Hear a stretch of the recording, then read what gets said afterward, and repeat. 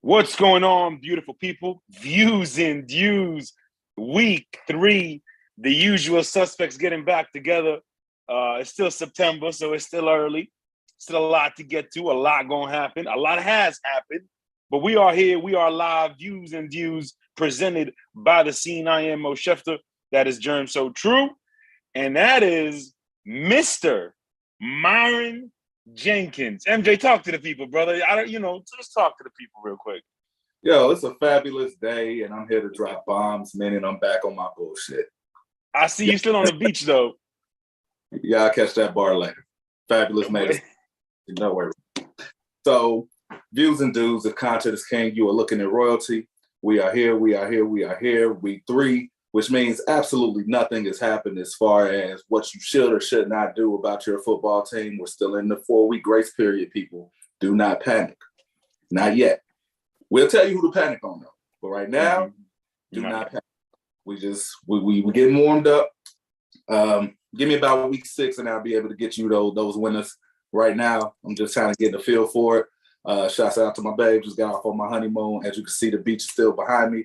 Still on vacation in my mind, but in my heart, it's all about football for y'all. So let me go ahead and swing that over to Germ So True. Tell them what to do. Hey, man, I'm just here to hit you, the hecklers, with a heckle. Because everybody's a stepper till the steppers come and step to you. That's the type of energy we on today, man. Listen, it is what it is. True Man False World, reporting live from the scene.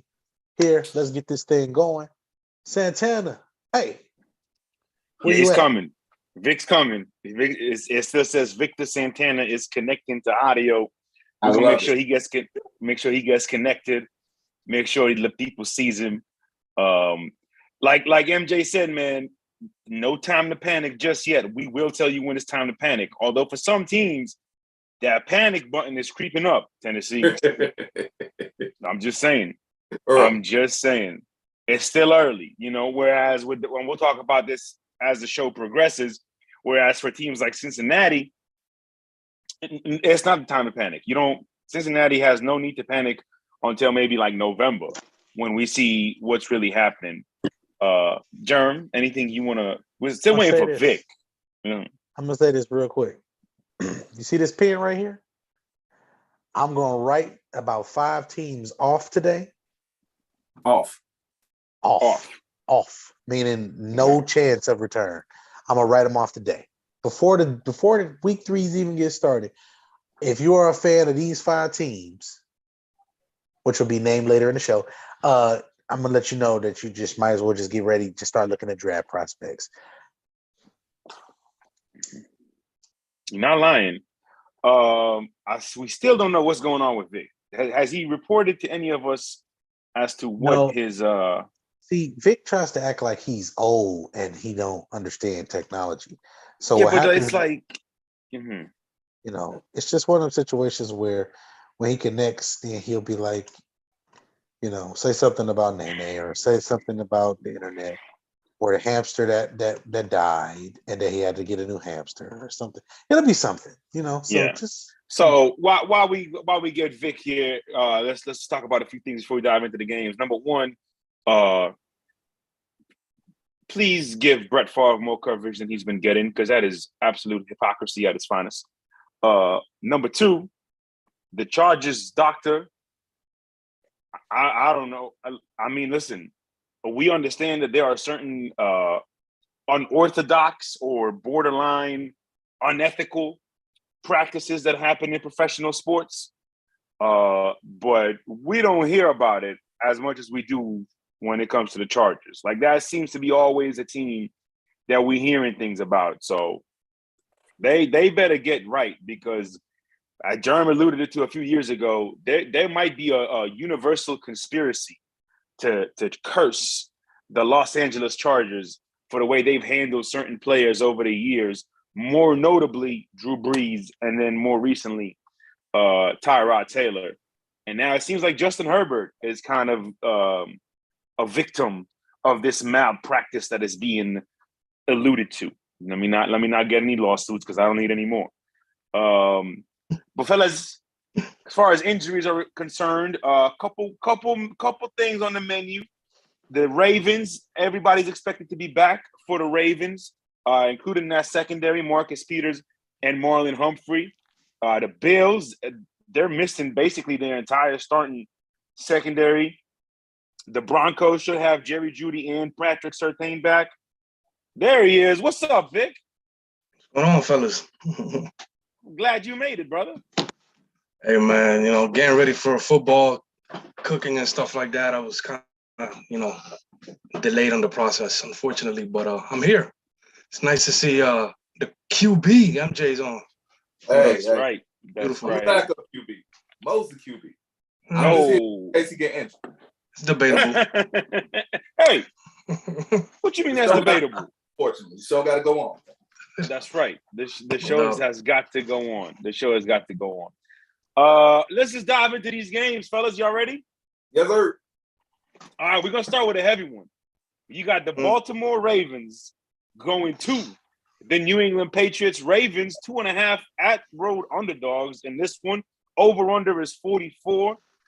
Fellas, this is one of those games where it's like, for the Patriots, who are we? September games used to not matter so much for New England. Well, that luxury has been taxed, and Tampa's enjoying that reimbursement. So who exactly is Mac Jones? At times, we think he is, at times Mac Jones looks like he could be that efficient quarterback that is just right for this offense. At other times, he's a lesser version of Jimmy G, sadly. He's the bad version of Jimmy G, rather, I should say. And then as for the Pats defense, they've been looking good. They got some key pieces in there. They're still shuffling some pieces around, but it seems like Bill sort of built this defense with stopping this type of offense in mind. So an early challenge for the New England defense. Germ, kick us off. What you looking for in this game? Some strengths, some weaknesses, some key matchups. You got the floor. To be honest with you, this is one of them situations where I'm really, really looking forward to see what Bill throws at Lamar in this game. I'm looking forward to seeing the matchups, and especially with how he decides to match up with Mark Andrews. I'm looking at also what he decides to do with the outside coverage with his cornerbacks in this situation. No more J.C. Jackson. It hasn't been a big glaring thing since the season started, but this is one of those games that something like that could show up. I'm also looking forward to seeing two things from Baltimore. The first thing is this is the self-proclaimed best secondary in the league. Doesn't look like it. They need to play better. The organization is atrocious. At the end of the day, it's just been a cluster F. And that's just what we go call it on that back end. Running game. I want to see the Ravens establish a running game at some point today. It has to happen in order for this offense to go to the level that it needs to go to. For the offense to function at maximum potency, maximum potential, there has to be about 25 to 30 carries incorporated between the running back room and the running quarterback. It is just really that simple. You notice I didn't throw no shots. You notice I was very, very politically correct. Germ did. And, just wanted to make sure we was on the same page. But I'm going to be honest. My last key for this game, I want to see which team can get to 24 points. 24 points is my magic number today. The team that gets 24 points wins this game. Okay. And I think, again, to your point about that, New England has held teams below that, whereas the Ravens, we saw what Tua did to them last week. So Vic, just, start with the defense and then take it wherever you want to take it. But is what we've seen from New England's defense what we should continue to see, what we should expect to see? And from the Ravens secondary defense is we know at times they can just fall apart. So what are you looking at here from that standpoint? Yeah, I mean, with the Patriots defense, I think that's going to be the most consistent part of their team. I mean, for obvious reasons, you got the best defensive coach in football, probably ever. So I mean, what they've been able to do, they're keeping the teams into like 17 points per game so far. The Ravens are right now are fourth in the league with 31 points. So like Germ said, around 24 points. That's like a good area to see. Who gets to that, who passes that, point outage to see who wins this game. Because I mean, again, the Patriots are going to be there defensively strong. I think the Ravens wide receiver speed and the tight ends might be a little bit different for them, but we'll see how they I think Bill will be able to adjust. On the offensive side for the Patriots, honestly, again, we spoke about this before. I don't know what's going on. You got Matt Patricia calling plays. You got Bill jumping in every now and then. They made some adjustments in which they did a little bit more shotgun last week against the Steelers. So, we'll see what they do with Mac Jones and stuff like that. But I think that they need to get him more consistent weapons. I think the 2 tight end sets is very important for him with Jonnu Smith and Hunter Henry to get more efficient offense because the run game so far will be fine. But can they protect him, and can he get the ball out, more than 5-10 yards down the field is going to be the question for me. So I think today against the Ravens is should be a good matchup for them. Jeremy, anything you want to add to that? 2 things real quick. Vic, I'm glad you brought up the running game because the running game is important because they had 24 carries for 118 in their win, opposed to their loss in this situation. Like it's just certain small little details here. Like we try to tell you how the details matter in these particular matchups. But you're talking about 118 in week 2, opposed to you going to only score 7 points. And then in this game, you're talking about you barely ran 20 times. Like that's a problem. And that's Absolutely. the reason ultimately, what I'm saying, you ran 20 times, but 20 times for less than 100 yards. So volume. It's not about if you get 100 yards or not. It's about you making sure that your running game is a complementary piece to what you do in the passing game. And the second thing, most importantly, remember, the Dolphins only scored 20 points against New England. Mm-hmm. If we look at this from this perspective, the Dolphins have given up big plays and are susceptible to giving up big plays. And those big plays that they gave up against the Ravens are the reason why their score was the way that it was.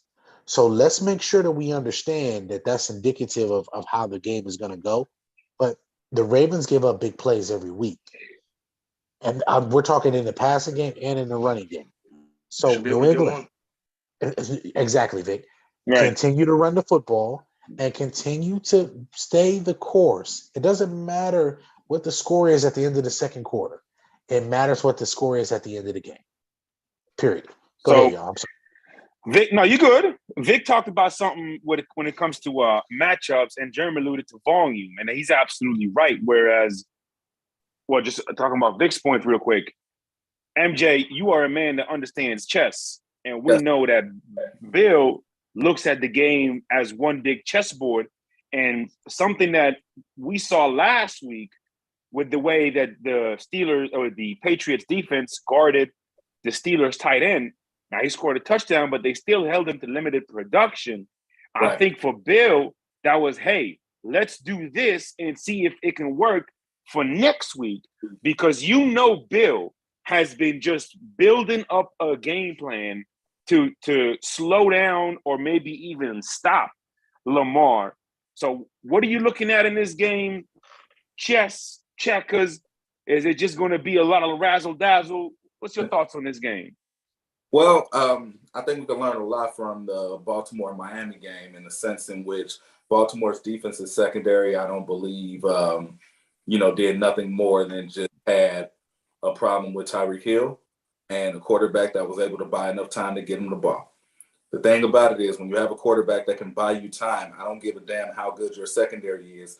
The best secondary can guard a man up to 5 seconds. Between seconds 6 through 10, there's nothing you can do as a DB. So I'm not blaming Baltimore's secondary per se. I think it's an overall situation in which the front four or front three, I forgot if they run a 4-3 or 3-4. You guys can help me with that. But the four that they were sending did not keep Tua in the pocket. And that's where the problem lied.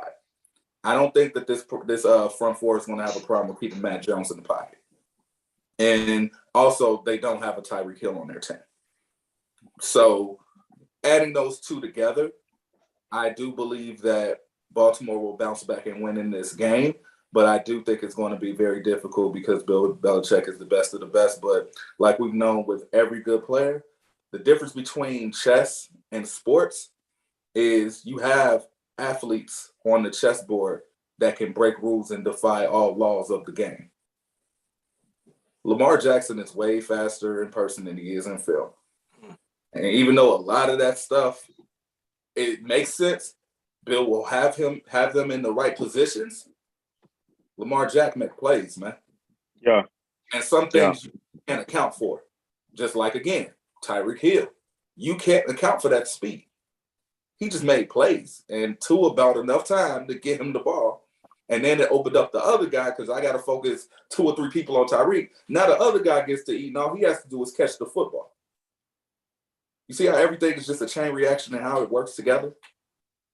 So if you take away Mark Andrews, it's going to be up to Lamar Jackson to have to make a couple of throws outside the dash, in which he's able to do about 4 or 5. He just can't do 9 or 10. Or he hasn't proven that to us yet.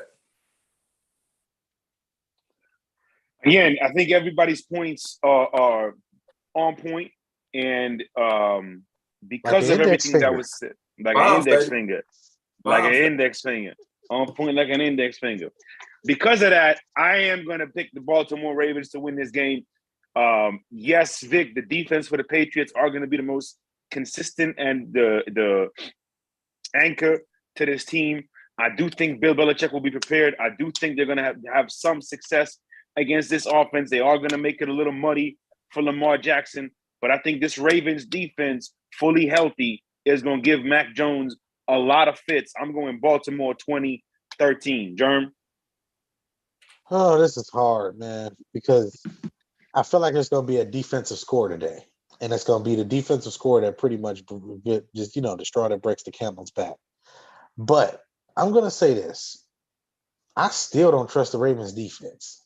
I just don't. I feel like they're pass rusher by committee, which we know we can scheme pressure. But scheme and pressure right now against a team that may use more screens, that can run the football, is totally different than against a team that can't.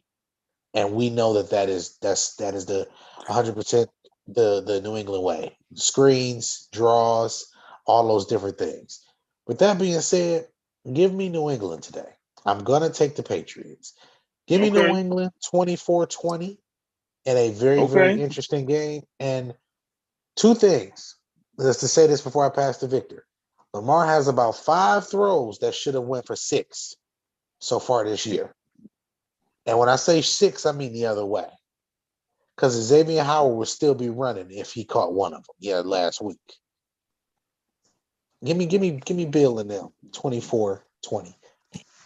I'm gonna go with the Patriots too. I think this is the home game, first home game of the season. So this is their home opener. I think they'll be ready. I think they'll 100% be ready for Lamar and stuff like that. So it's gonna be tight. Like Jerm said, 24 points is gonna be key. Whoever can get there, I think might be the winner in this defensive type of game. So I don't like really doing scores and stuff like that, but 24 points will be the winner.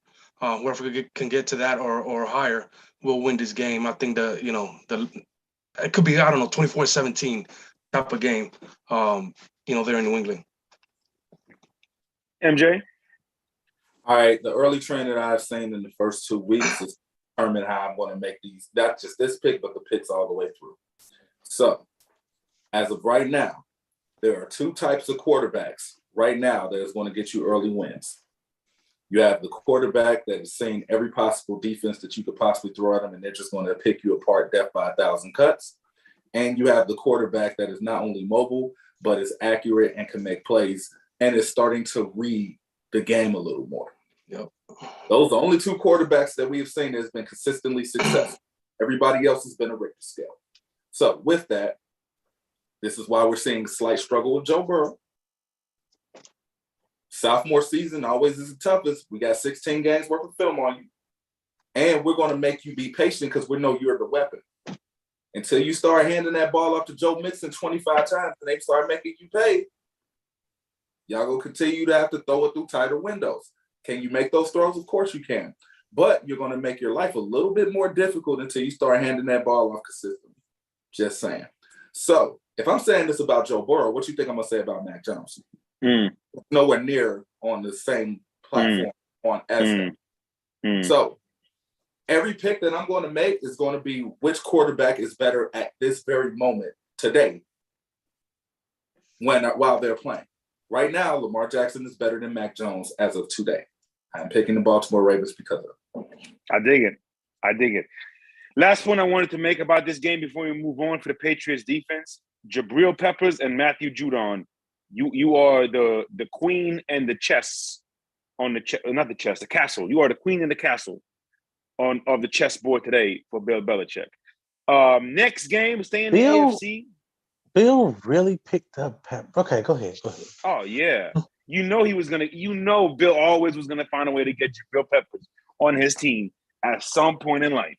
It was just bound to happen at some point in life. Anyways, moving on to another AFC showdown. Yes, I said showdown. This is an AFC East showdown. Believe it or not, our brother Les is at this game. Shout out to Lester, Coach Stewart. As we call him these days. Shout out to Coach Stewart. He living the Florida life. Shout out to him living the Florida life now. Yeah. I see you, Les, going down 95. I see you. Over-under in this game is 54. The Bills are 4.5-point favorites. You got Bills-Dolphins. You got Josh Allen versus Tua Tagovailoa. And then you got Stephon Diggs and Tyreek Hill. You got a lot of playmakers in this game, man. Last week, I could already see Germ's face turning. Last week was one of those games where you say, man, if this kid puts it together, of course, the league might have a problem. Okay, last week there was just for whatever you want to call it, however you want to evaluate it, Tua has shown steady progress throughout his NFL career. And last week was a flash of him putting all those things together.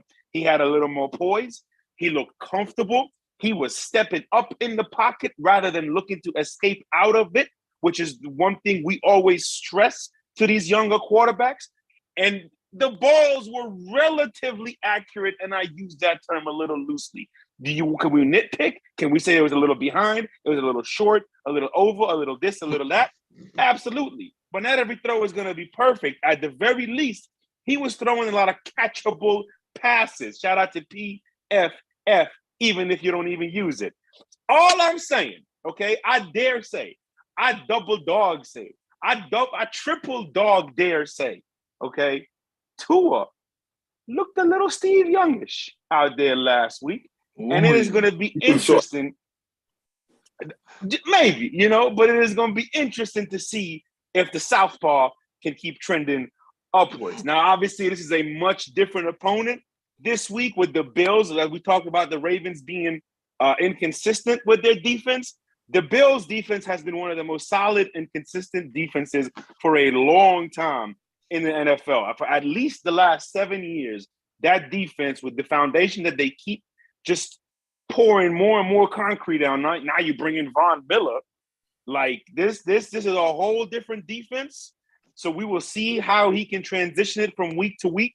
And it should be interesting to see. As far as Josh Allen, we know the kid's going to make plays. We know the Bills are going to get yards.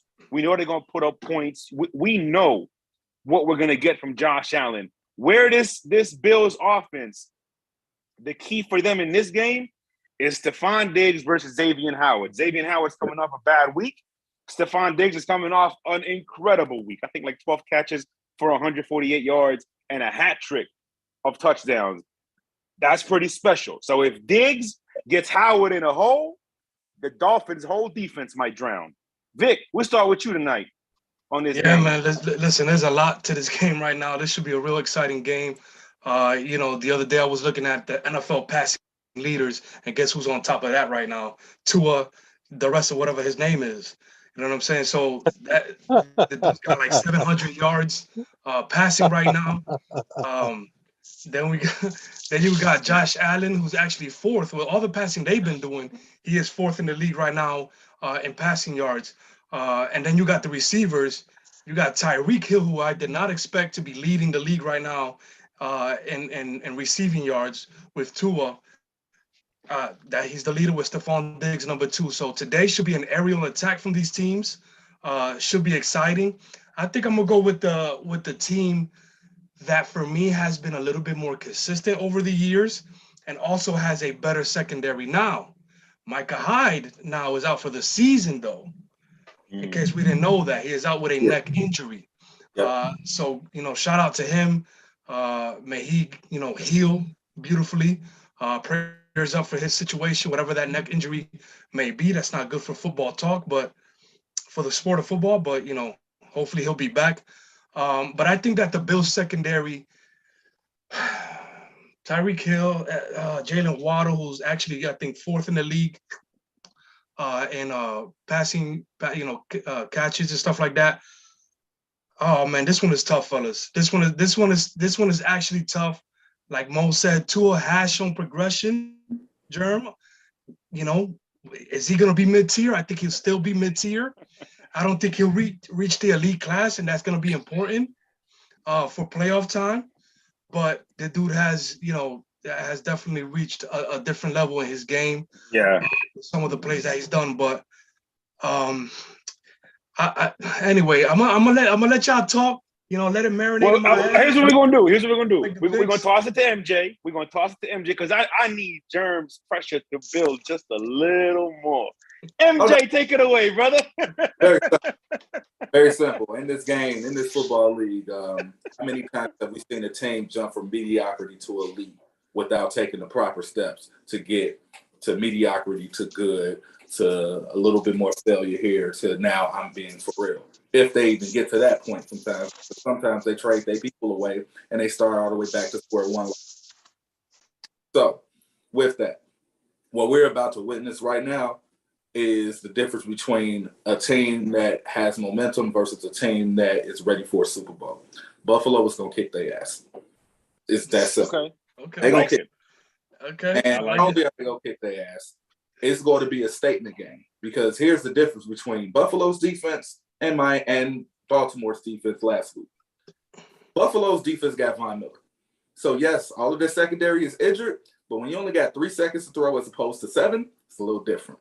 A little different. Secondly, Xavier Howard, all respect to him.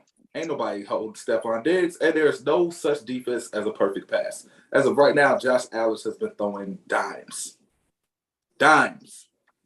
Not only has he been throwing dimes, but he could buy time. And he could take off on you. But he's smart about taking off now. He's getting out of bounds more. He's getting his chunk of yardage. If he has to lean, he'll lean. And most importantly, he's handing the ball off between the 20 to the 20. He's not trying to get those yards between the 20 and the 20. Mm-hmm. Now, if he's close to the goal line, he'll get the touchdown. Sorry, fantasy football owners who got 80 Bills running backs, but we should have warned you out the bat. They're not getting any touchdowns this season for real. Sorry. But between the 20s and the 20s, he is going to hand the ball off. He's going to take the short passes. He is taking what the game is giving him. He is looking deadly doing it.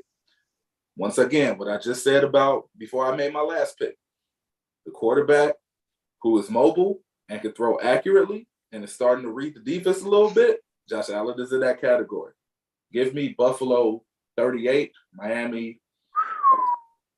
I like it. What was it? I like it. 38 to 30, Buffalo. I like it a lot. Couple side notes. Number one, MJ, the beard has never looked better, so shout out to whatever you're doing.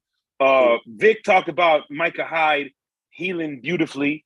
Well, somebody that always heals beautifully is Germ So True in his role as a heckler. So the floor is yours, my brother. See, here's the problem, man. Here's the issue. Here's what we not gonna do. that I have is that Tua Tagovailoa, while he is leading the NFL in passing yards, he's done it in such a vigilant way. And nobody has batted an eye. And see, here's the thing. I feel that he's more of the Joker than he is Batman right now. And I'm gonna tell you why. Because I think the fact is, let's just call it what it is. I think that the circumstance in which Baltimore gave up a lot of things in that game, like they were giving up yards when he threw that interception. Those two interceptions that he threw were unacceptable interceptions. Like they were unacceptable. Like what were you doing? But you take that to then come back and win and score in the way that they scored because it looks like in a lot of situations, again, you can't account for Tyreek Hill's speed, but then you have Waddle and you can't really account for that speed either. So the speed of the offense is really something that is really giving a lot of people a lot of issues. Then you combine that with Chase Edmonds, who is a very, very, very good player in the running back position because what he does is he keeps you honest in the passing game and he's excellent out of the backfield. So the offense is set up for him not to fail more than it is anything else. Here's the number one issue, though. It's not the fact that the offense is good or bad. It's the fact that we don't know what version of Tua we're going to see week to week. Because I can't gauge anything from playing a Ravens defense that didn't have all of its players. And I can't gauge anything from what he did in week one with Bill. Only thing I can do is now we get to see you against pressure, real pressure. That means you got a lot of people that are going to be coming at you, different angles, different places. Yeah, secondaries are depleted, but I think the Bills are one of those teams where they have a good culture there in that building, and they can plug and play with certain things and certain players.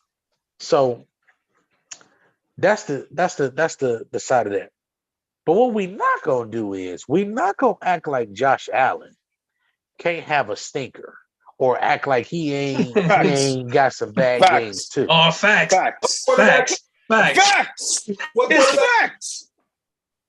Well, because what we not gonna Vic, what we not gonna do is act like you see how fast he jumped all over that shit though?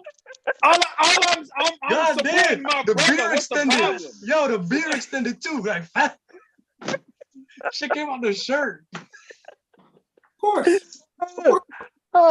What we not gonna do is act like Josh Allen can't come out here and do something crazy too.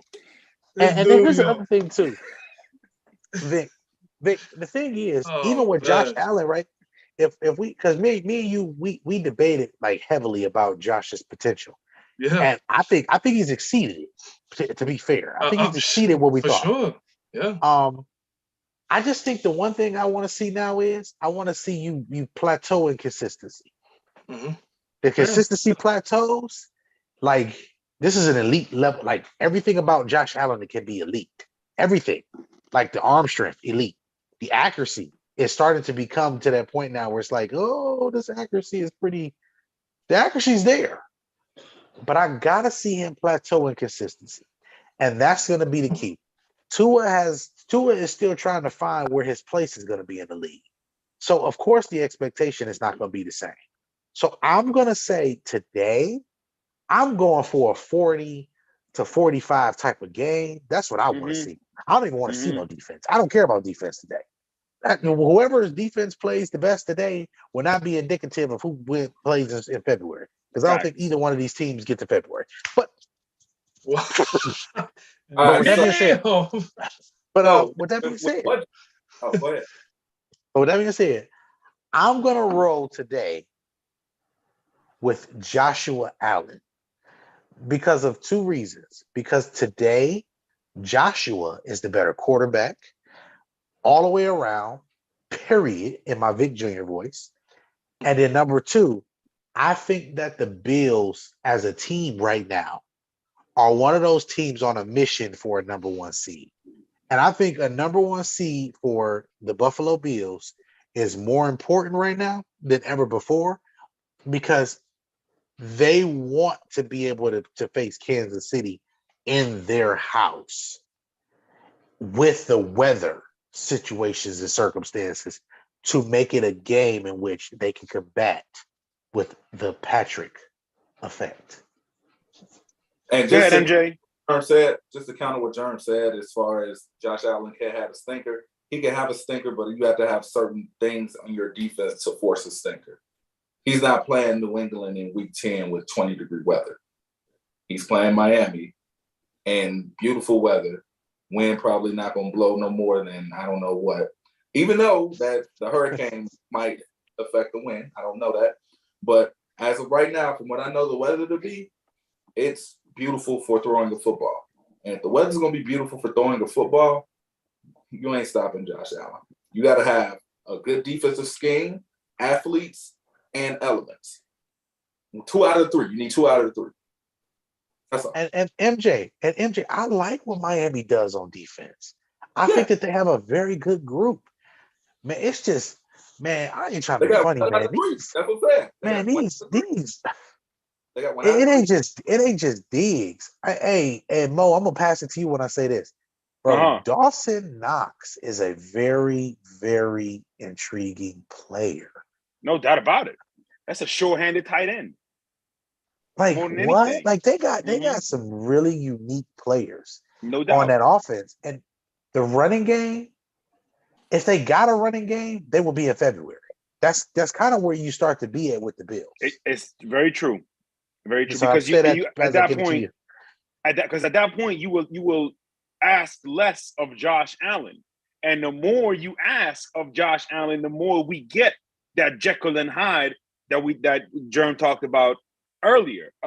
As far as this game is concerned, I'm gonna keep it brief. Germ talked about he's not gonna call Tua the Joker, or he's not gonna call Tua Batman. He's gonna call him the Joker. Well, they call Jalen Waddle the Penguin, so they got the Penguin and the Cheetah. I'm like, this looked like a cast of the Batman villains. So we're sticking with that theme. We're gonna call Tua the Riddler because we got too many questions, Chief. I'm going with two-faced Harvey Dent, Josh Allen, and the Buffalo Bills to win this game 38-27. Heckler with a heckler. Everybody's a stepper till a stepper come and step to you. All right, I got you. I'm with you. Vic? Listen, MJ, that was a great breakdown he had earlier. Again, that's why we got him on the show, because he's, again, breaking down football, basketball, to do his talented. I mean, like he said, in the game. Yeah, like he said, I love the shirt too. Like he said, man, Josh Allen, I chose them to bully the Rams in week 1, and they sure did that. Okay. Last week they put on another show. And you know what? Listening to MJ, he gave me more confidence in these Bills. Okay, because Josh should have been MVP 2 years ago. Y'all know how I felt about that. Okay, should have been Josh 2 years ago. Should have been Brady last year. And Josh is gonna show why he is an MVP type of quarterback this year again. Give me the Bills to get like 41 points. I don't even care what the Dolphins get. It's just gonna be a show. It's gonna be a show. I like it. Hey Vic, I like that. I like that energy, man. Go ahead, man. I do too. I do too. I ain't gonna lie. We're gonna jump forward to the NFC a little bit. Not the marquee NFC game of the week. However, somewhat important NFC game. You got the New Orleans Saints going to, I was going to say Baker Mayfield's Carolina Panthers, but we don't know how much longer that's going to be true. They are going to the Carolina Panthers. Over under in this game is 41. I do not believe I said it. Whatever. Speaking facts. Better check your dollar. Real quick. For the people that continue to think that we all three think the same about these quarterbacks, we don't. We don't. Y'all need to stop that criticism. They're probably not even watching. Okay? Of course not. Why would they? But we do see these quarterbacks differently, okay? Go ahead. Hell yeah. And that's the beauty of it. Exactly. That is the beauty of it. Hey, that is the beauty of it. Because Mo keep trying to hold on to Josh Rosen and Sam Darnold. Yeah. Bro. Listen, Josh was getting a little. Hey, hold on. Hey, Jerv, you keep holding on to Kyler Murray too. Hey, but Kyler better than all of them. Kyler better than all of them. Hey, listen, I have to let Rosen go. Right? Hey, Yo, I had y'all got that one that's number one in our hearts, but probably number 27. Hey, hey, hey, listen. facts. Hey, listen. I'm gonna tell y'all this now. I'm holding on to Deshaun Watson until he retire, baby. I Hey, don't yo, care what listen, happens. so I don't care what happens. Hey, listen, Yep. I don't care what ride happens. or die. Yeah, I hear you. Holding on to Deshaun till a happy ending. Hey, Saints at Ooh. Panthers. Over under 41. and Get with that control. being said, Back a mode. heckler Hey, with if a y'all didn't know heckler. Mo was back, he's back. Get control of the Back show. mode. Welcome back. Get control of the show. I appreciate you. I appreciate you. I had to, got to remind them. I am the king of petty. Over under is 41, -2 for the Saints, fellas. We talk a lot about quarterbacks. These are two quarterbacks that, to say the least, have underperformed. As the Godfather says, when Jameis Winston throws it, somebody will catch it. We don't know who's going to catch it, but somebody will catch it. And that's just who he is, whether Let's he's go legally first. blind or not. Let me get it first. You got it. Whether he's legally blind or not, it's just who he is. Sometimes he gets lazy with his fundamentals. It's almost like he just, let me just let it go. It's just, I don't get it. It's almost like he's punch drunk to throw interceptions. As you know what? I'm going to leave it right there. MJ, go ahead. So the New Orleans fan base is like a battered woman, right? Okay. They know the relationship is toxic, but the D always keep them in the game. Oh man. Give me New Orleans. Yeah. Oh, All right. So with I that had to being reach said, back and grab that, but all right. So let's well, pin number one. Pin the number morning one. service has been arraigned, ladies and gentlemen. It is officially the afternoon. Mm. I'm gonna go get another drink. So let me go ahead. Yep, let me go mute. Oh my God. Germ. This is the first time y'all get to see the pin today. Oh. Okay. And I just want y'all to know I'm writing off both teams. Why are both teams being written off? I'm gonna tell you this now. Interesting. Carolina, it's not about quarterbacking. The offensive line needs to get better.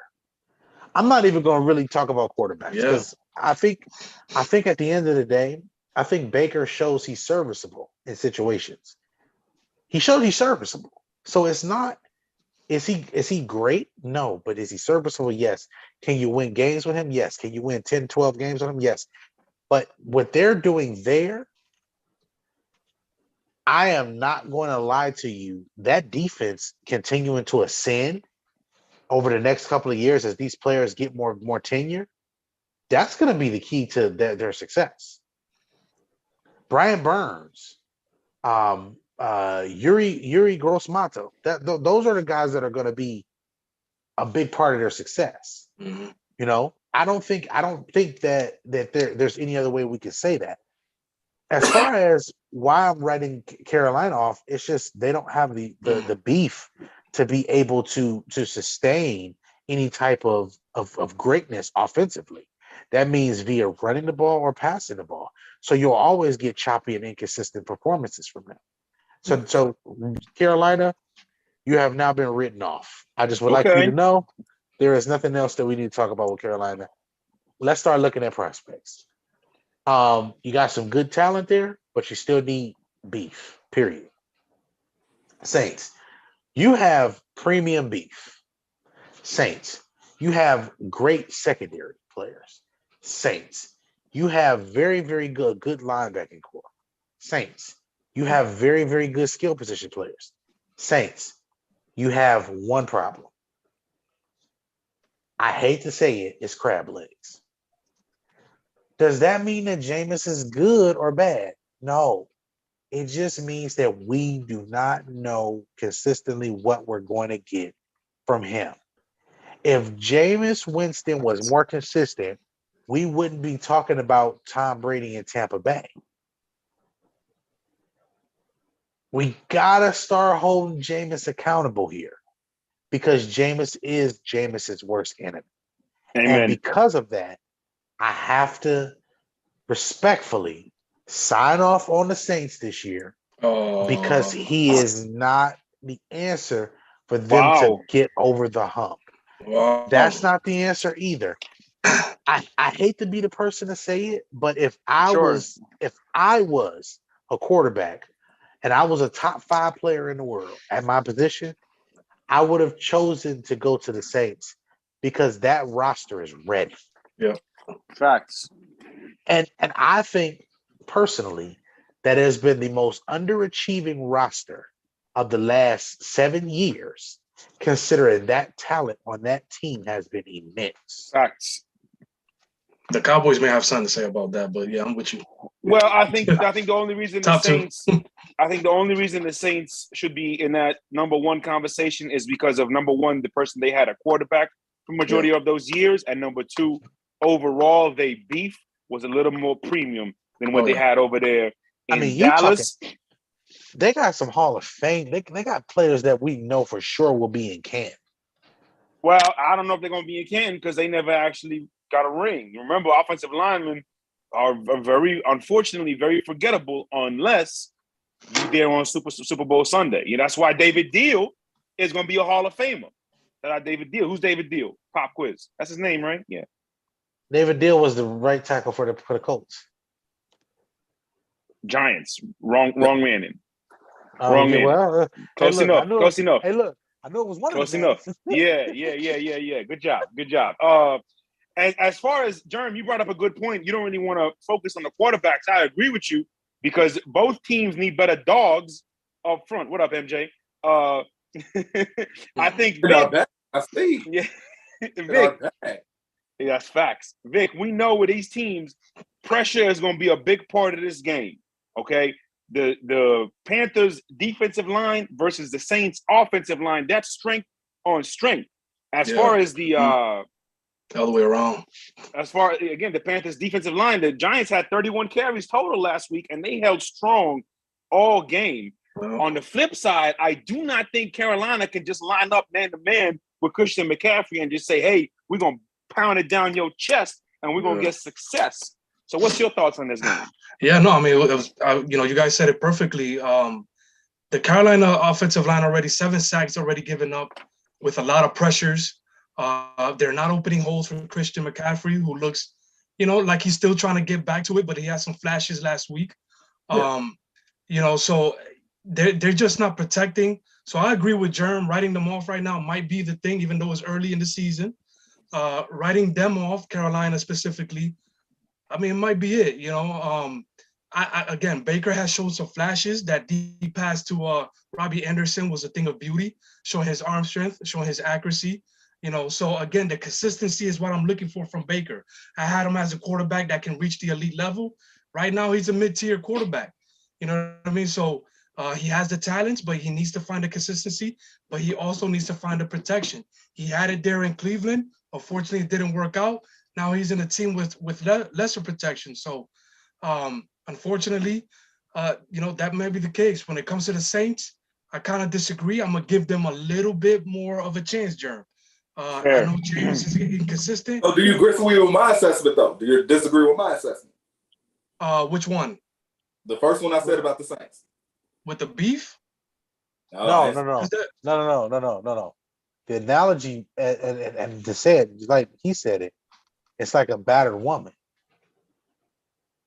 That analogy. Listen, I mean, I'm not repeating it. Me neither, because I don't want to say that out loud. I mean, go ahead. Anytime I want to dog. How about that?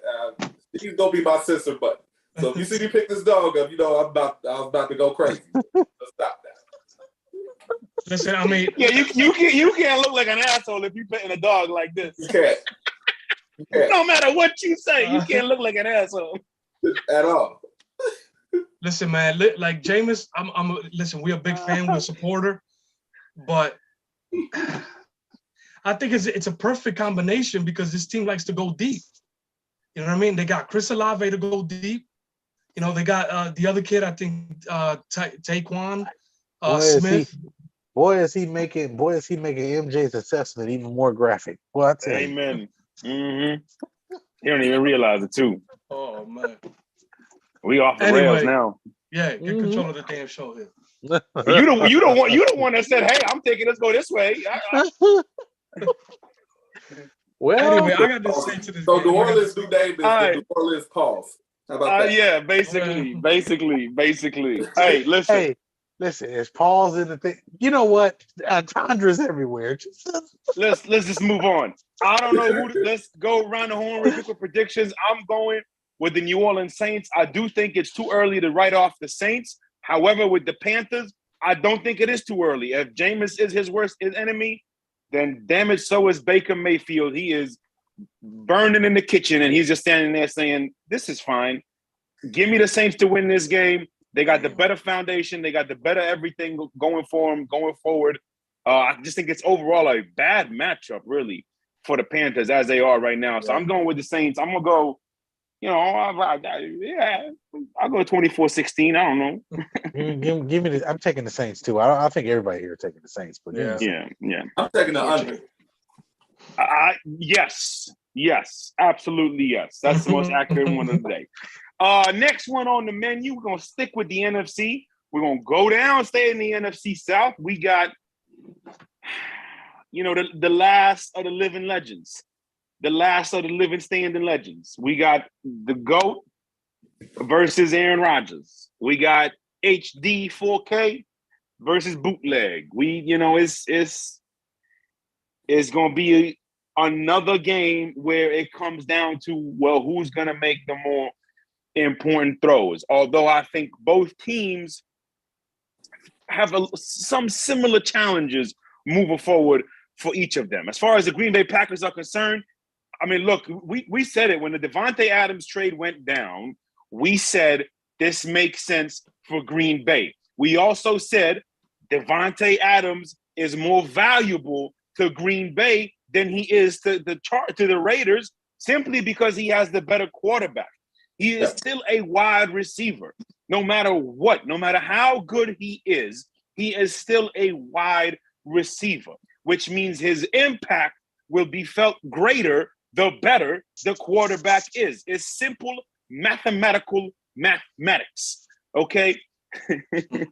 And quite frankly, Jerm, Aaron Rodgers is better when he's not locked in on one guy. It forces him to see the field. It forces him to use that QB vision. It forces him to throw to the open man, which is a simple concept, but one that he does not follow. And we saw him follow it last week.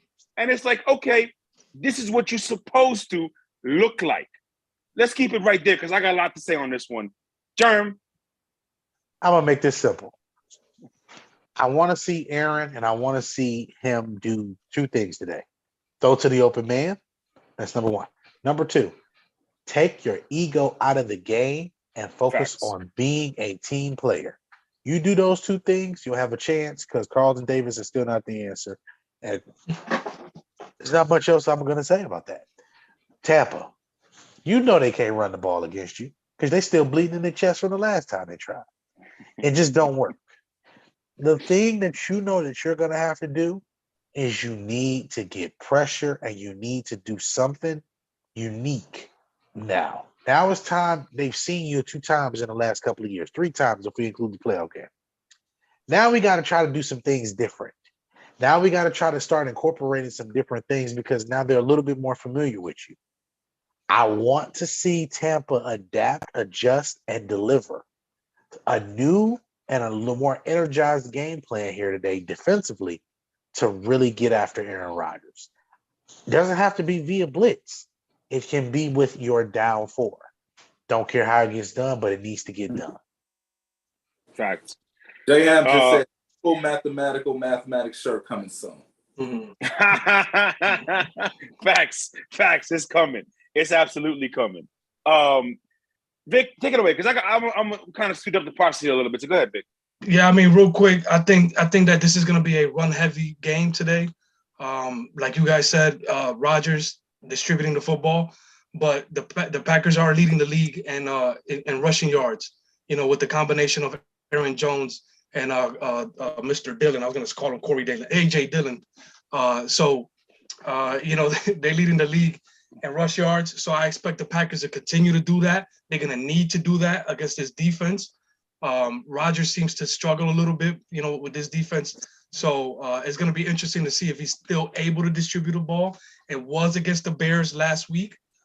So again, I want to see more consistency, like you guys called there. Pretty simple there for them. And Tom Brady, I mean, he's going to be without Mike Evans and Chris Godwin. So, they're going to definitely run the ball as that, Fournette has been starting, fifth in the league in rushing yards too. So he's had a good season so far. So I think it's going to be a run-heavy game today. But go ahead. Well, on the flip side of it, for the Packers secondary, they weren't really challenged last week versus Justin Fields. They got a whole different quarterback to deal with this time around. And we talked about the run game, but where exactly is the advantage going to come from for the Bucs in the passing game? If Julio Jones is good to go, is it going to be in size with Julio Jones, or is it going to be in the quickness with Cole Beasley? Cole Beasley is playing today, y'all. Cole Beasley, is he going to have 15 catches for 97 yards?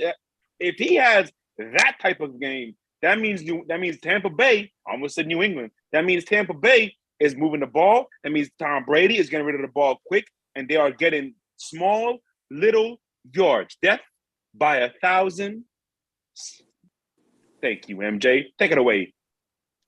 All right, so we are currently living in a world now in which the Detroit Lions and the Chicago Bears could possibly be tied for first at the end of this week. It could happen. So be saying that you already know who my pick is, because I do not see Green Bay winning this game. I don't see it.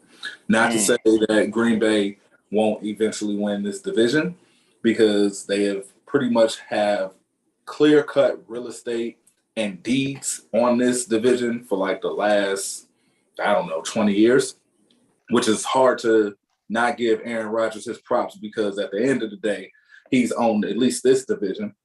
And, are you mad at a person that owns one property, even though they can't own a lot of properties? No, they just getting their money on that end. They just can't get the big money. No worries. Neither here nor there. Give me Tampa Bay in the close one. I think it's muddy. I think Leonard Fournette has about 120 yards rushing with 25 carries, because the difference between Tom Brady and your other quarterbacks is Tom Brady has no selfishness or has no ego when it comes to playing this game. He is just simply going to make the play that is going to help his team win. So I can't wait for a lot of you other quarterbacks to get to this level, because that will make this game extremely interesting. Amen to that. Who you going with? Tampa? Tampa by 7. I guess. Yeah.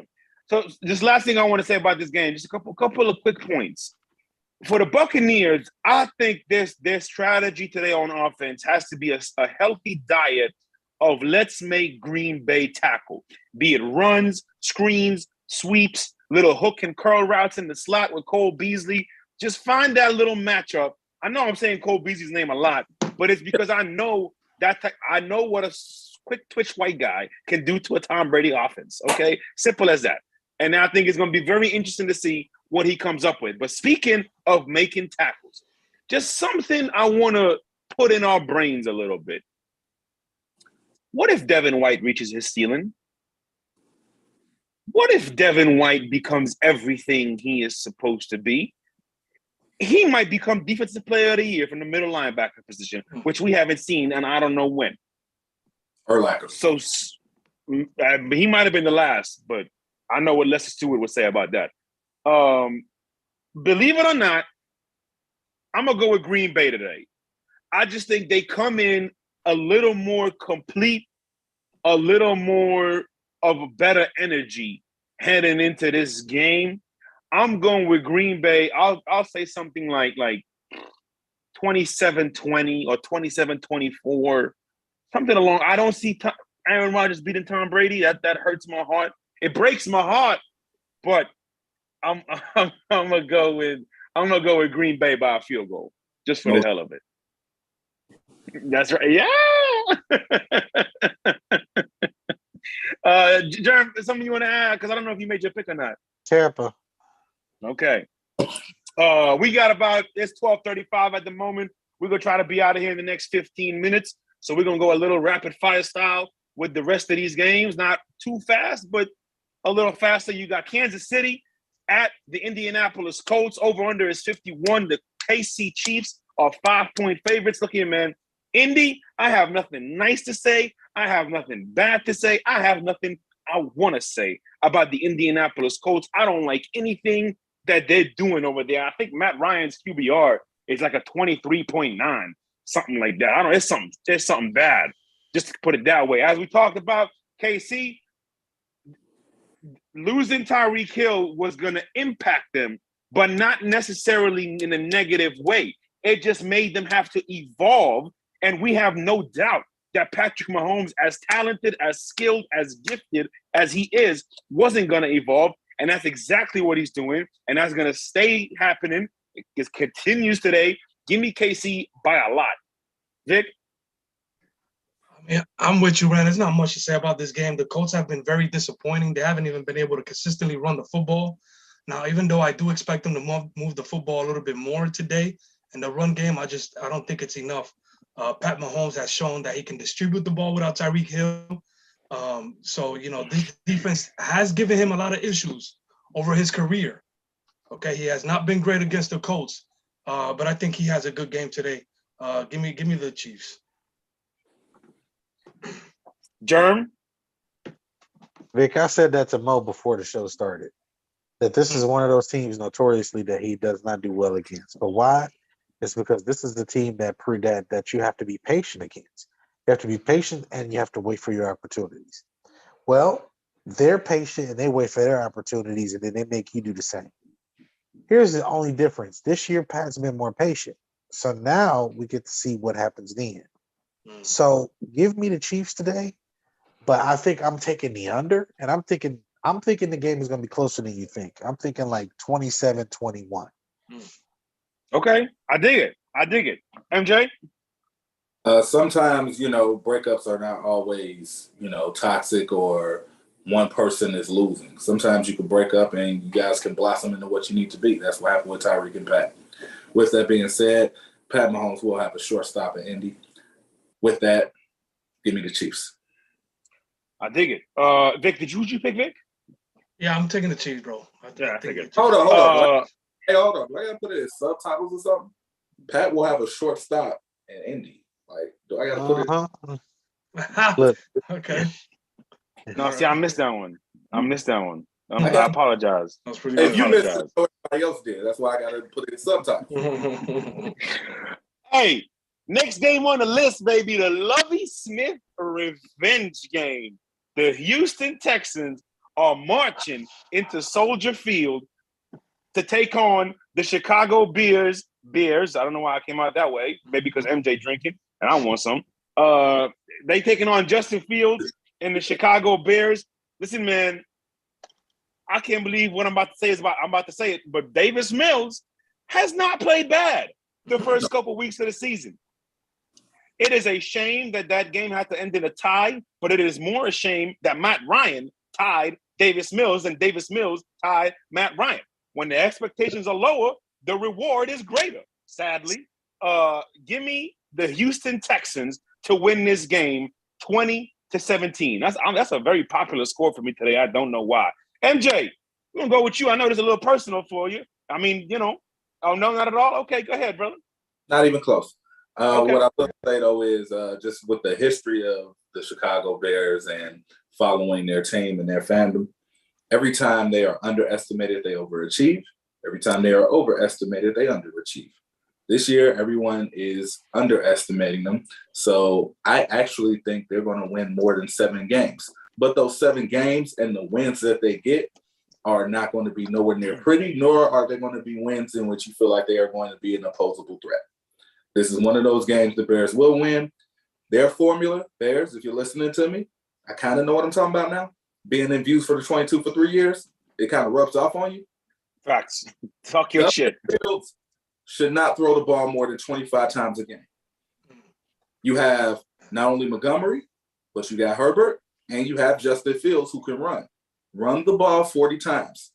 When y'all played against Green Bay, y'all looked awful in the first half.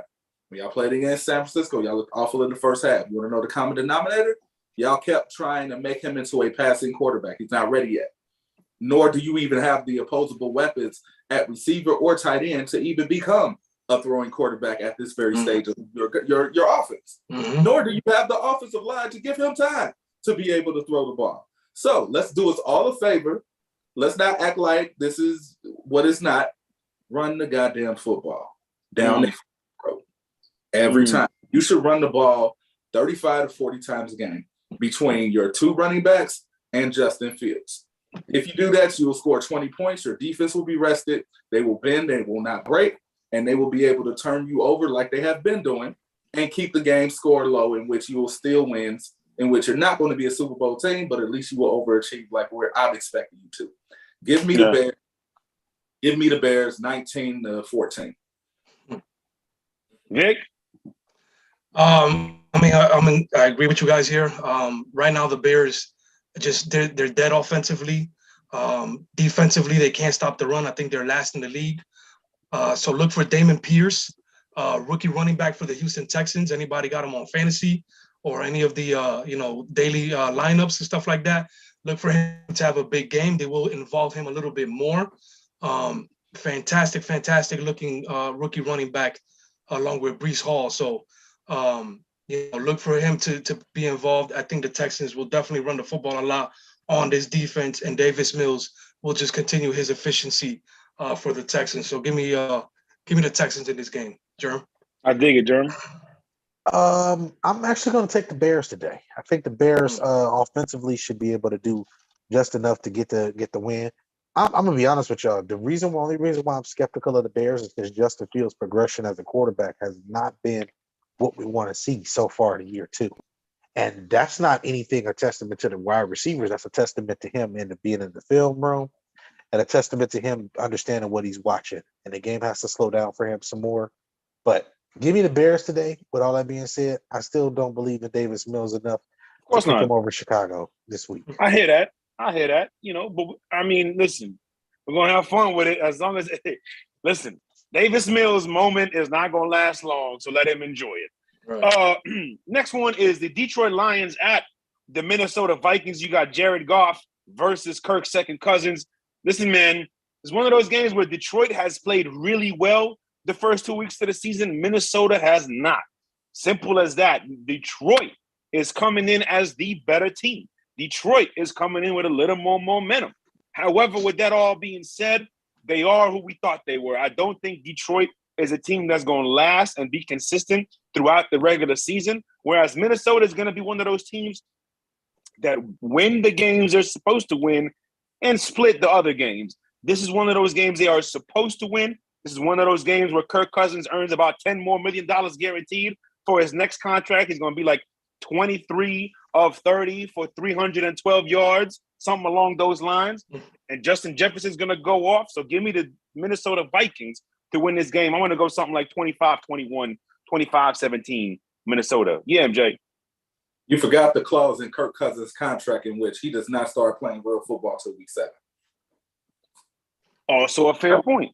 A fair point. You forgot that. So unless, Justin Jefferson and Dalvin Cook single-handedly win this game by themselves, I'm actually going to go Detroit. I like it. Because Detroit gives a fuck about this game. Minnesota does. And True. In football, considering the fact that this is a very emotional and passionate game, give me the team that's going to play with more passion. I dig it. Picking Detroit. I like it. Vic? Yeah, I mean, I agree with MJ here. I just think that, again, Dan Campbell is doing an outstanding job with that team. At least they come out and fight. There's a bunch of kids in that game, on that roster, but they come out and fight. They come out prepared, which is important. And even though they have limitations at quarterback, I think that, again, they have a chance to win this game because like y'all said, man, the Vikings is just disappointing. I keep choosing them to be one of those teams to, like, win their division or make a playoff run. And, I mean, then I don't know what it is, man. They got one of the best receivers in football. You know what I mean? And they even got one of the best number 2 receivers in football. And it just seems like they can't score enough points. I don't understand it. Defensively, they can't do, stop anybody consistently. So, give me the Lions, man. Give me the Lions. Vic, you know what Minnesota is?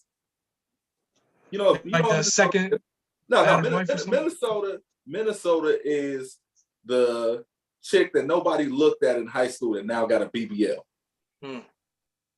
And because she got that BBL, she don't think she has to do the fundamental to take the next step. To get it. She just think the BBL is enough. It's not. The BBL is not enough. No. I gotta kind of stay quiet on that subject because I might get in trouble because somebody might take it personal. So I'll go on somebody. So Oh man. Germ. Jerry, I Yes, called Jerry. Jerry got quiet on that. They going down, down, baby. Your street and the lane's going boom, boom, baby. Ready to let them go. I'm just letting y'all be honest. Minnesota is just one of them teams where I just don't understand like what's missing. Like Minnesota is literally the epitome of a team that you taste all the fundamentals of the meal. Minnesota's that good meal that you put there, and then you get to eating it and you're like, what's missing? What is it? What is it that's missing? I got my nice cool drink right here. I got my food nice and hot. It's just something that's missing. And the problem is the quarterback is not seasoned enough at the end of the day. The quarterback doesn't have enough flavor in the air. It's kind of weird when it comes down to it, you know. It's just they don't listen. Cousin can't cook the way he needs to let JJ do the things that he needs to do and make it be good times. That's just all it comes down to. Yeah. So next game on the who you picking, Jeremy? Give me the Lions too. I got you. And I'm gonna take the Lions today because Equanimous and St. Brown little brother Armand, he on some trash. He on some trash. I like it. He is. Heel activity. Vic, you took Minnesota or you took Detroit? No, I'm taking Detroit, man. They fight. I'm the only one taking Minnesota. Okay. Which I listen. I'm not confident in my pick. I'll just be honest. Next game on the docket, a little more important game here. Who's the more desperate team in this game? Which team needs it more in this game? You got the Las Vegas Raiders versus the Tennessee Titans. And this game, fellas, this game is very, very important. Both teams are 0-2. Both teams have not gotten the performance that they need from the guys that they needed, speaking mainly to Devontae Adams and Derrick Henry. And Tennessee went from having A.J. Brown to Corey Davis to what do you got now with Ryan Tannehill? Ryan Tannehill is not that guy that you can just say, we don't need this elite player on the outside. He's just not. As for Derek Carr is on the brink of being one of the most disappointed, underperforming quarterbacks that this league has seen in the last 20 years. He has everything you need to be successful, both organizationally and roster-wise. So what's left? What's remaining? What more tools, what more resources, what more players do you need in order to actually succeed? There's nothing left. You got a big wide receiver on the outside. You got quickness on the inside. You got a position receiver. You got a tight end that could sniff up any throw you throw his way. So what's remaining? You got Josh Jacobs, who is one of the best running back prospects that we've scouted in the last 12 years. So what more do you need if you're Derek Carr in order to succeed? This game is much more important for Derek Carr than it is for anybody else playing. For that matter, I'm going with the Raiders to win this game because they need it. Whoever won it got it. If Minnesota was the chick at the BBL, don't feel like she need to do something. The Raiders are the one that did OnlyFans. Once again, I cannot touch that subject. Yeah. So I'm going. Everything you said about Derek Carr is the same thing we can say about Kirk Cousins. Like very it's true. The exact same thing. Very true. But yet Kirk Cousins just don't get that same energy and passion. For some reason, I don't know. This dude goes under the radar so much as far as criticism goes. It's almost like I yearn to be able to live his life in which I can make millions of dollars and set the lowest bar possible. And everyone just understands that I'm just going to be nothing more than mediocre. I yearn for that. I would actually overachieve, but that's just me. Go ahead and give me the Raiders. Basically, because by default, it's just more skilled players than the other team. So go ahead and give me that. I agree with you, MJ, with the Kirk Cousins, Derek Carr comparison, but the biggest difference is Kirk Cousins has never been somewhere where they just give him the keys to the franchise.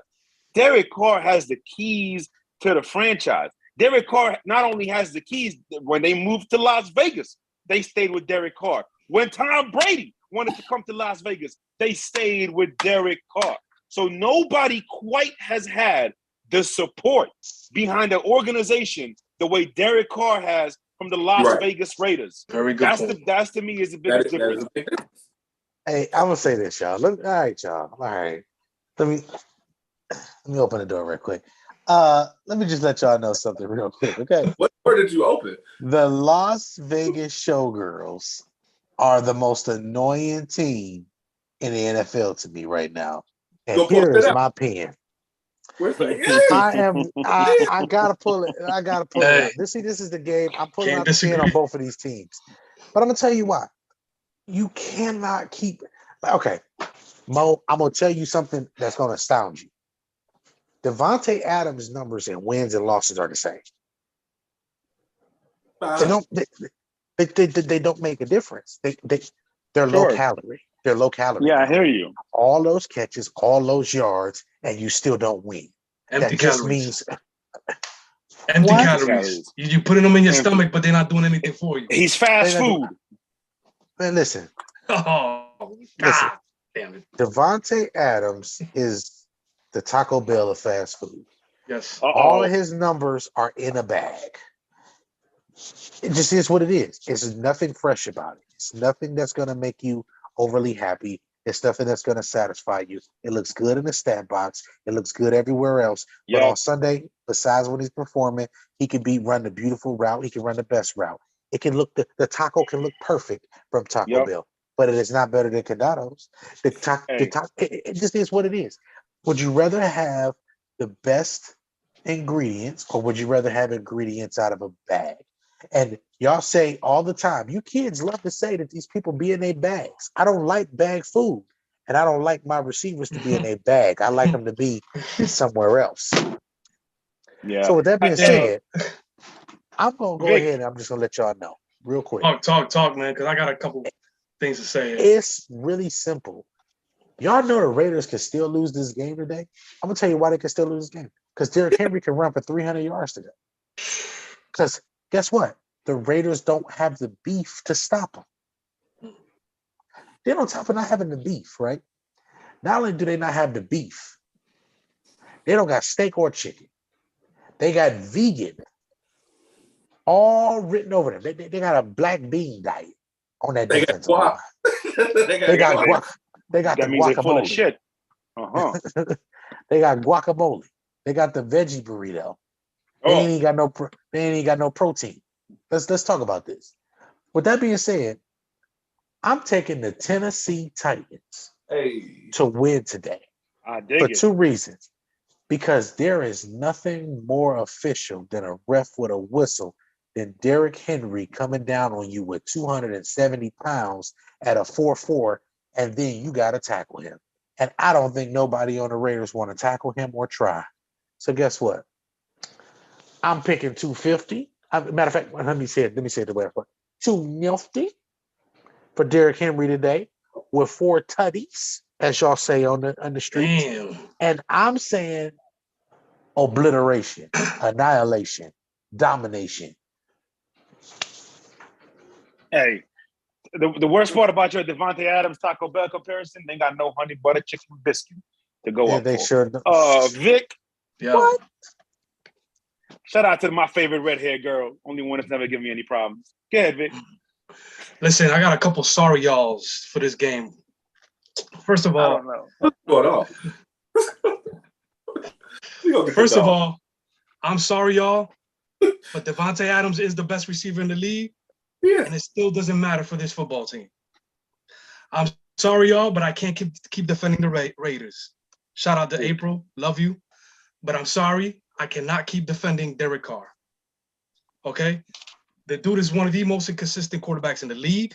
Okay, there's talent there, but he has the talent. He has the talent on offense, and then he has a talented coach, okay? And Mr. McDaniels coming over from New England with the EMP offense, and he still can efficiency. Now, it's only week 3, but you're 0-2 in games that you should have won. Okay? They have the skills.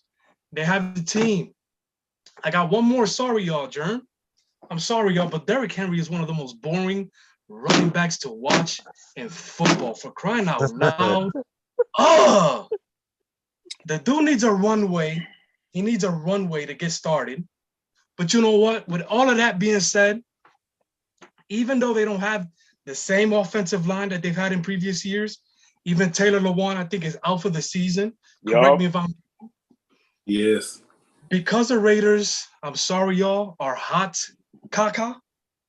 I'm taking the Titans and Derrick Henry, not to get 250, but he will get the 150. He will get 150 boring ass yards and take the Raiders to their 0-3 season.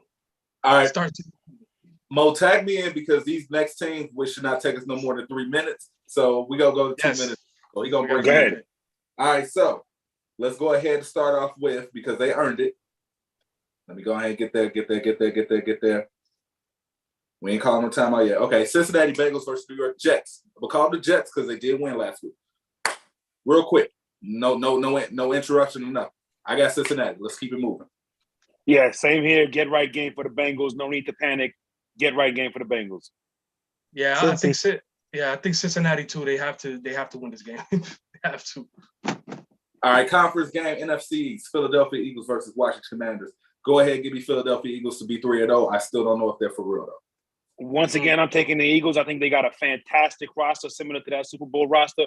Shout out to Howie Roseman for constructing another elite type of roster. They go as Hurts will go. Commanders. I'm not riding on no Philly train. I don't even like Philly cheesesteaks right now. Listen, real quick. Just like Lamar has shown progression, just like Tua has shown progression, shout out to Jalen Hurts, who has probably can argue is the better passer film-wise right now. Facts. Up for debate. It's ice cream at this point. But yeah, give me the Philadelphia Eagles. I love it. Jacksonville versus the LA Chargers. Go ahead and give me Herbert because he's just the better quarterback in this. Trevor Lawrence, he got 3 years away from being 3 years away. Moving along.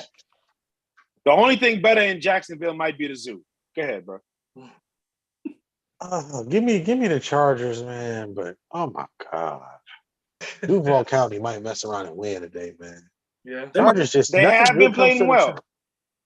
Well, listen, Trevor missed an ugly pass to the running back. I think it was Travis last week. I mean, he's showing some inconsistent accuracy. But real quick, I think that the Chargers still win this game, even though Jacksonville will give them a hard time, simply because the Chargers, again, just one of those teams that you need to be better, man, because you have the talent. 60 seconds left, fellas. All right, Geno versus Mariota, Atlanta Seahawks. Give me Geno. Give me Geno. I'm a just shout out Geno. Hey. Yo, give me Penny to get 150, Jerm, please. I need it. That's because of fantasy. And Mr. 1 cent. Another conference game, Los Angeles Rams versus Arizona Cardinals. Go ahead and give me the Cardinals. Hey, listen, MJ, the Cardinals always win the early matchup. They just never win the one that matters. So give me the Cardinals.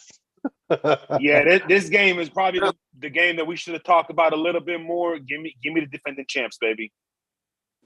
Ooh, give me Arizona too, man. Bump it. I just don't like the way the Rams look. And for the Sunday night game that you guys may fall asleep on, San Francisco 49ers versus Russell Sierra Wilson. Give me Russell Sierra Wilson. Hey, give me Russell Sierra Wilson. Yep. Hey, listen. As far as success for the Denver Broncos, the city of Denver, Russell Wilson, they will wait for you. He's gonna be all right. Yeah, I think. Sorry, John. Real quick, I think that they got to give him time. I think that Russ, even though he fades as the season goes along, I think that they need time to get things together because that's way too much talent to write them off right now. Give me Denver in this game. Russ, can we score more than 17 points? Please, for the love of God. Yes. Jesus, Merry Christmas. What's going on? What is this? What is this? What's this? Hey. 49ers, I'm going to be real with y'all, and I'm going to tell y'all this right now. If y'all let the 49ers go to Denver today and score more than 20 points and Russ and them don't score 17 points, I'm going to push this panic button. And this panic button is, Russ may not be what you thought he was, like I said. Hey. All right, take us home, Mo. Yes, sir. That wraps it up. Views from the 22, presented by the Scene. Views and Views, week 3. Enjoy the game. Thread is already up. We will see y'all tomorrow night. We better see y'all in the comment section. Take us home, True. Shout out, everybody, man. 22. Good night, Canada.